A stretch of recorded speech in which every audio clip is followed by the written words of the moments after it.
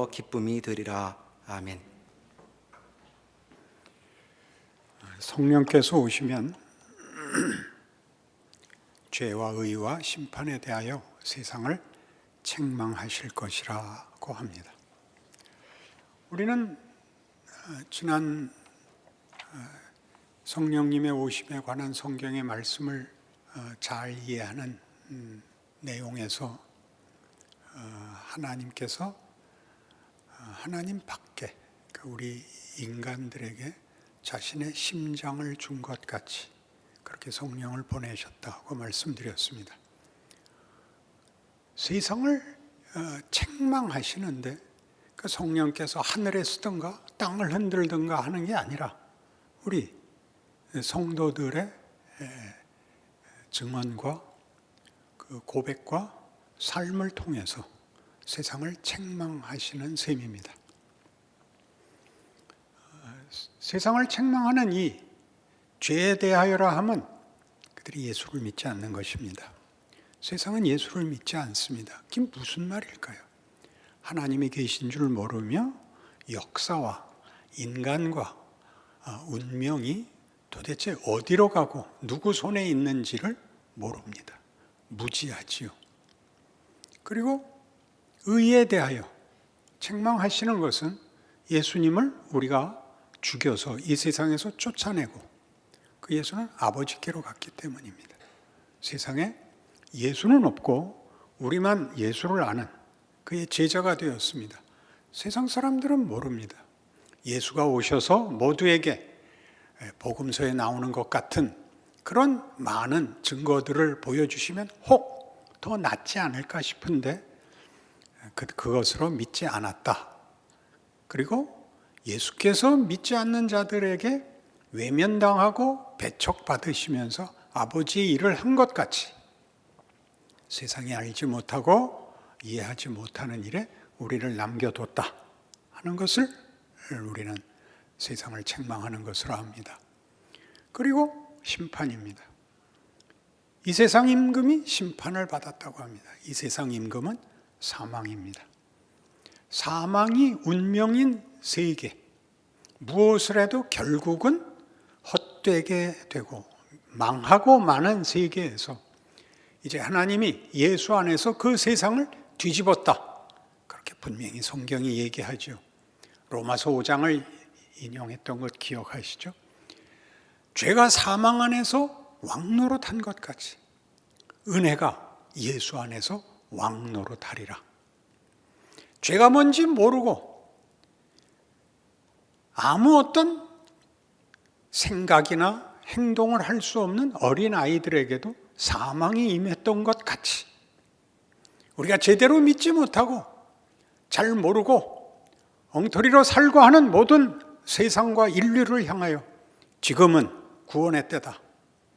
내가 너희들을 어린아이같이 놓아두지 않는다. 내가 너희를 다 승리케 할 것이라 라고 선언하는 것이 예수를 믿는 자들이 아는 세상인 것입니다. 그래서 우리는 성령께서 오셔서 세상을 책망하시는 일에 우리가 하나님의 집행자들입니다. 그것은 폭력이 아니며 그것은 심판도 아니며 하나의 증언입니다. 에베소서 5장 말씀을 찾아가 보십시다. 신약성경 315페이지쯤 있습니다. 에베소서 5장 8절에서 14절까지 우리 같이 읽겠습니다. 너희가 전에는 어둠이더니 이제는 주 안에서 빛이라. 빛의 자녀들처럼 행하라. 빛의 열매는 모든 착함과 의로움과 진실함에 있느니라. 주를 기쁘시게 할 것이 무엇인가 시험하여 보라. 너희는 열매 없는 어둠의 일에 참여하지 말고 도리어 책망하라. 그들이 은밀히 행하는 것들은 말하기도 부끄러운 것들이라. 그러나 책망을 받는 모든 것은 빛으로 말미암아 드러나나니 드러나는 것마다 빛이니라. 그러므로 이르시기를 잠자는 자여 깨어서 죽은 자들 가운데서 일어나라. 그리스도께서 너에게 비추이시리라 하셨느니라. 우리가 빛입니다. 우리로 인하여 세상 사람들이 자기네가 죽음 아래 있고 절망 아래 있는 것을 깨우치게 됩니다. 최소한 도전받게 됩니다. 이것이 우리가 해야 하는 일입니다. 성령이 우리에게 주어진 바 된 이유입니다. 우리는 이 증언, 이 책임에 대해서 매우 비겁한 생각을 자주 합니다. 예수께서 죽음을 이기시고 우리 모두를 구원했고 새 세상을 만들었으면 평화롭고 정의롭고 걱정할 일이 없는 세상을 요구합니다. 그것은 약속된 운명입니다. 내세로 미루어져 있죠. 왜? 하나님은 그 아들을 십자가에 못 박는 그런 지극한 일을 해 놓으시고 아직도 죄가 권세를 잡고 있는 것 같이 실패와 절망이 아직도 전부인 것 같은 이 세상을 우리로 살게 하실까요? 이렇게 물어야 합니다. 우리는 이것이 다만 고통이고 다만 원망에 불과한데 주께서 이 땅에 오셨던 것이 실수였다든가 잘못이었다든가 최선이 아니었다 이렇게 말하는 기독교인은 없을 것입니다. 그가 오셔서 고난받으시고 우리 인간의 현실 가장 밑바닥까지 찾아오신 것은 우리에게 너무나 큰 은혜가 됩니다. 우리는 어느 곳에서도 어느 경우에도 절망할 필요가 없으며 우리의 못난 것을 인하여 우리가 포기되지 않는다는 것을 확인합니다. 너무나 고마운 일이죠. 그 일을 우리에게 맡기십니다. 우리는 그의 제자입니다. 요한복음 14장에서 그렇게 약속하셨죠. 나를 믿는 자는 내가 하는 일을 저도 할 것이요 또 그보다 큰 일도 하리라. 우리는 놀라운 성자 예수님이 행했던 하나님의 은혜와 구원과 영광의 약속들의 증인들입니다. 말하라는 게 아니라 그렇게 살아내라고 하는 약속과 명령 아래 있는 것입니다. 우리가 어떻게 해야 되나요? 세상은 결국 최선이 도덕입니다. 그리고 현실은 실용성입니다. 이해관계보다 더 무서운 것은 없고 옳고 그른 것 외에 더 이상의 가치는 없습니다. 그러나 예수의 오심은 그런 것과는 비교가 되지 않습니다. 그것은 하나님이 우리를 구원하기 위하여 오신 것이고 우리를 사랑하사 베푸신 하나님의 특별한 은혜입니다. 권능입니다. 지혜입니다. 그의 성실하심입니다. 거기에 참여하는 거죠. 이 참여는 예수의 성육신에서 예수께서 받으신 고난같이 배척같이 우리의 생애에도 고스란히 그대로 있다고 합니다. 놀라운 일이죠. 예수님이 하시는 말씀을 다 이해 못했고 아무도 믿지 않았고 믿은 제자들은 그들의 상상력의 한계 속에 잡혀 있었던 것 같이 그래서 예수께서 십자가를 지시자 다 도망갔던 것 같이 이 세상은 모릅니다. 그러나 우리는 압니다. 우리는 예수가 지신 십자가가 부활의 문을 열었다는 것을 아는 자들입니다. 예수님보다 더 큰 일을 할 것입니다. 그 승리의 세상을 살아내는 약속이 이미 이루어진 존재와 운명을 가지고 사는 자가 되는 것입니다. 로마서 10장으로 가시면 이 일은 그래서 이미 이렇게 요구됐었습니다. 로마서 10장 254페이지 신약성경 13절부터 끝절까지 또 함께 봅시다. 누구든지 주의 이름을 부르는 자는 구원을 받으리라. 그런즉 그들이 믿지 아니하는 이를 어찌 부르리요? 듣지도 못한 이를 어찌 믿으리요? 전파하는 자가 없이 어찌 들으리요? 보내심을 받지 아니하였으면 어찌 전파하리요? 기록된 바 아름답도다. 좋은 소식을 전하는 자들의 발이여함과 같으니라. 그러나 그들이 다 복음을 순종하지 아니하였도다. 이사야가 이르되 주여 전한 것을 누가 믿었나이까 하였으니 그러므로 믿음은 들음에서 나며 들음은 그리스도의 말씀으로 말미암느니라. 그러나 내가 말하노니 그들이 듣지 아니하였느냐. 그렇지 아니하니 그 소리가 온 땅에 퍼졌고 그 말씀이 땅끝까지 이르렀도다 하였느니라. 그러나 내가 말하노니 이스라엘이 알지 못하였느냐. 먼저 모세가 이르되 내가 백성 아닌 자로서 너희를 시기하게 하며 미련한 백성으로서 너희를 노엽게 하리라 하였고, 이사야는 매우 담대하여 내가 나를 찾지 아니한 자들에게 찾은 바 되고 내게 묻지 아니한 자들에게 나타나노라 말하였고, 이스라엘에 대하여 이르되 순종하지 아니하고 거슬러 말하는 백성에게 내가 종일 내 손을 벌렸노라 하였느니라.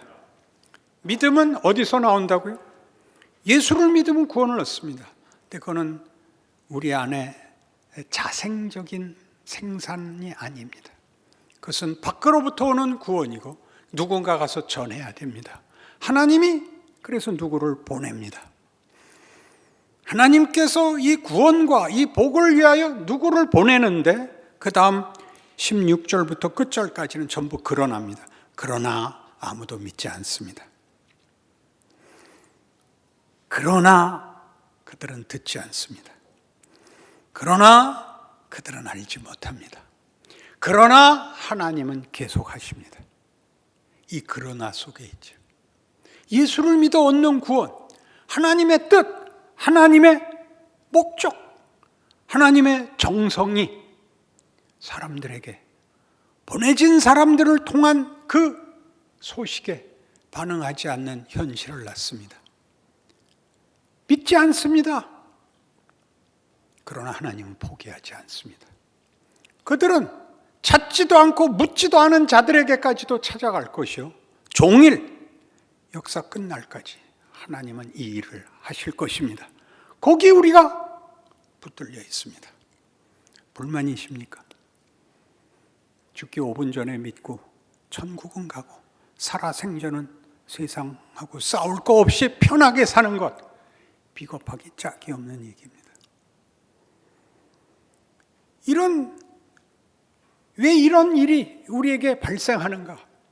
하나님의 일하심에 대한 우리의 어떤 자부심, 신자의 인생을 사는 고통과 원망 말고 그런 것을 극복하는 자부심, 명예와 영광의 항복은 왜 우리에게 생기지 않을까요? 우리는 이 문제가 하나님이 예수를 보내며 우리에게 성령을 보내어 지금도 행하시는 이 일에 이런 중요한 이유가 있고 근거가 있다는 사실을 다시 한번 기억해야 합니다. 로마서 3장입니다. 다 알고 있는 익숙한 말씀이면서 제대로 이해되지 않는 로마서 3장 23절에서 25절 또 같이 읽읍시다. 모든 사람이 죄를 범하였음에 하나님의 영광에 이르지 못하더니 그리스도 예수 안에 있는 속량으로 말미암아 하나님의 은혜로 값없이 의롭다 하심을 얻은 자 되었느니라. 이 예수를 하나님이 그의 피로써 믿음으로 말미암는 화목 제물로 세우셨으니 이는 하나님께서 길이 참으시는 중에 전에 지은 죄를 간과하심으로 자기의 의로우심을 나타내려 함이니, 또 보세요. 곧 이때에 자기의 의로우심을 나타내사 자기도 의로우시며 또한 예수 믿는 자를 의롭다 하려 하심이라. 하나님은 뭘 하셨다는 거예요? 예수를 믿는 믿음으로 우리를 그의 자녀로, 하나님의 영광으로 우리를 붙드셨다는 겁니다. 그것이 하나님의 의요, 우리에게 허락한 의입니다. 그 의를 제일 분명하게 이해할 수 있는 표현은 의리. 의리란 뭐죠? 의리. 깡패 사회에는 있고 공적인 사회에는 없는 것.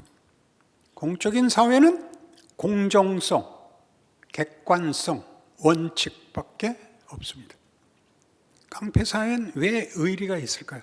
그들은 쫓기는 자들이고 그들은 숨어야 하는 자들이기 때문에 그들이 믿을 수 있는 건 자기 편을 드는 것밖에 없습니다. 그게 무너지면 거기는 어떤 원칙도 근거도 대접도 받을 수 없으니까 그게 남았죠. 하나님이 예수 안에서 의리를 지켰다. 그게 무슨 뜻인가요? 하나님은 그의 형상으로 자기가 사랑할, 자기가 만든 세상을 다스릴 인간을 창조했습니다. 그는 배반했습니다. 그러나 하나님은 여기서 객관적이고 공정한 원칙을 적용하시지 않고 의리를 지키기로 합니다. 하나님의 자존심을 지키며 하나님의 목적을 기어코 이루십니다. 그게 인류 역사입니다. 그것이 그 아들을 보내신 이유입니다. 그 아들이 하신 일입니다. 의리, 편파적인 겁니다. 편파적인 것. 아니 원칙이 없고 편파적으로 하는 게 뭐가 잘하는 겁니까? 공정과 원칙을 넘어서는. 하나님이 도덕성이 없는 것도 아니에요. 원칙이 없는 것이 아니라 그 위에 더한 것, 우리가 보통 말하는 은혜. 은혜란 잘하는 사람에게 주는 보상이 아니요, 결코 받을 수 없는 보상을 자격 없는 자에게 주는 하나님의 편애입니다. 편애. 하나님의 하나님 되심. 그래서 우리를 결코 외면하지 않기로, 우리를 놓아두지 않기로, 우상에게 우리를 넘기지 않고 사망에게 우리를 포기하지 않겠다. 이제까지 인류 역사를 통하여 하나님이 하신 일입니다. 언제나 오늘은 두 분이었습니다. 그러니까 생각해 보십시오. 하나님은 아담의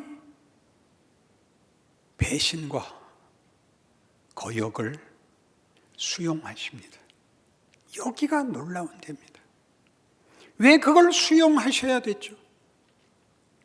하나님은 죄 없는 인간, 말 잘 듣는 인간을 만드는 것이 아니라 사랑하고 서로 믿을 대상을 목적하시는 겁니다.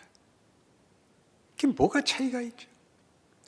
우리가 세상에서 가지는 최고의 가치, 도덕성과 실용성은 비정합니다. 그렇지 않습니까? 누구를 친할 때도 이해관계나 혹은 공감으로 인하여 친했다가 그게 깨지면 깨지지 않습니까? 그런 게 깨져도 깨지는 원칙과 이해와 이익이 깨져도 그대로 관계가 유지되는 것, 가족이죠. 가족. 하나님은 우리 보고 하나님을 아버지라 부르라 하고 우리를 하나님의 자녀라고 부르십니다. 이 하나님의 편애가 우리의 구원이 있고 우리의 운명에 작용하여 우리에게 승리와 영광을 약속하는 것입니다. 그러니 우리에게 뭘 하라는 것입니까? 내 의리에 참여하라는 거죠. 자발성을 가지고. 사랑과 믿음이라는 것은 대등한 인격적 지위를 가지지 않으면, 즉 자발성이 없으면 성립되지 않습니다. 인간이 이 자발성을 가지기 위해서는 자발적 선택을 하려면 자유가 있어야 됩니다. 자유는 그걸 쓰는 사람 마음이죠. 아담은 실패했었습니다. 예수님은 성공하셨습니다. 우리에게 묻습니다. 이 자발성이 없고 하나님을 모르고 자발적으로는 하나님을 외면하며 사랑도 믿음도 기쁨도 없는 세상을 보면서 하나님이 우리를 어떻게 요구하시고 참여하시고 항복시키는 중인가 보는 인생을 살게 되죠. 무지한 자들을 보게 됩니다.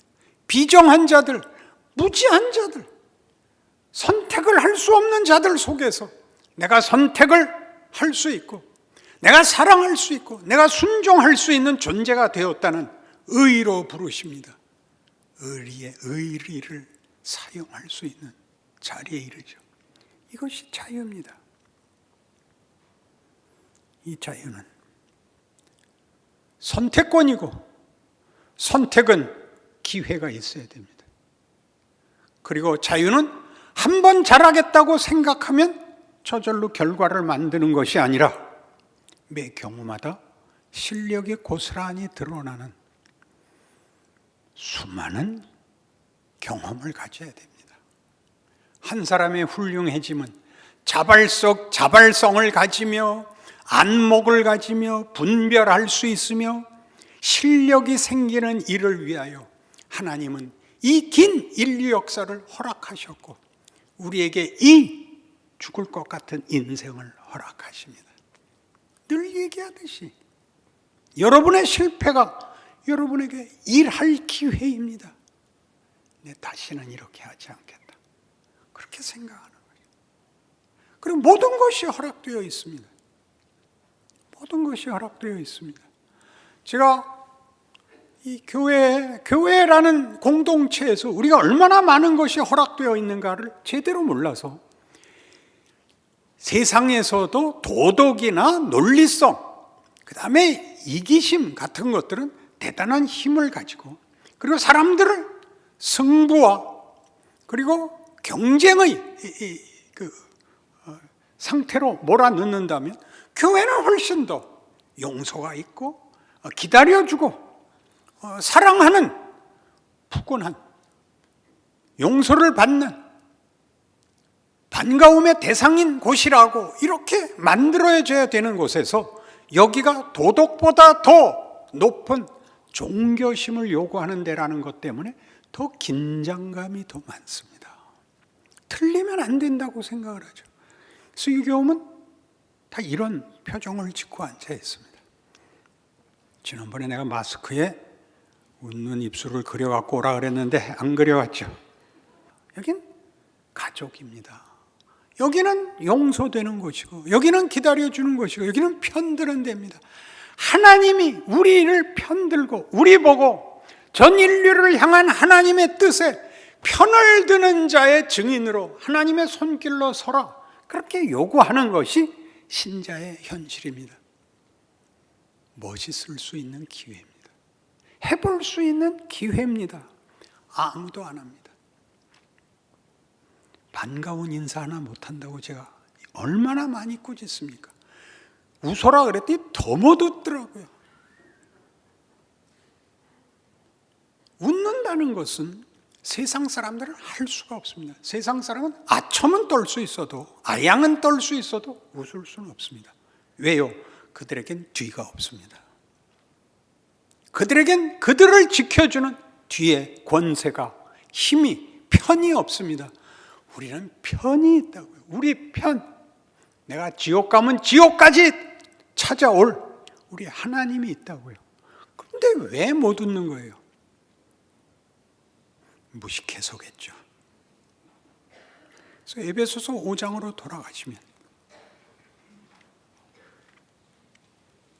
우리 아까 봤던 너희는 세상의 빛이다. 어두움을 밝혀라.